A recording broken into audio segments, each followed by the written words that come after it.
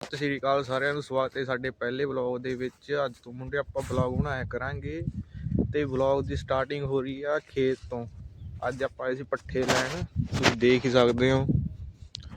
ਤੇ ਪਹਿਲਾਂ ਆਪਾਂ ਕੱਢ ਲਈਏ ਦਾਤੀ ਰੇੜੀ ਚੋਂ।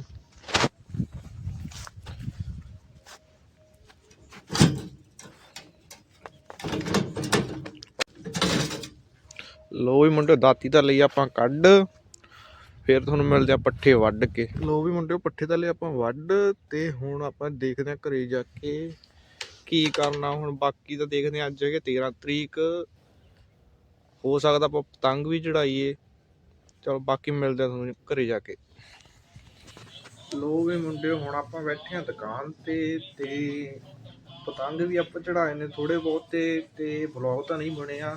ਇੱਕ ਕਲਿੱਪਾਂ ਹੈਗੀਆਂ ਨੇ, ਉਹ ਮੈਂ ਵਿੱਚ ਐਡ ਕਰ ਦੂੰਗਾ ਤੇ ਉਹ ਦੇਖੋ ਤੁਸੀਂ।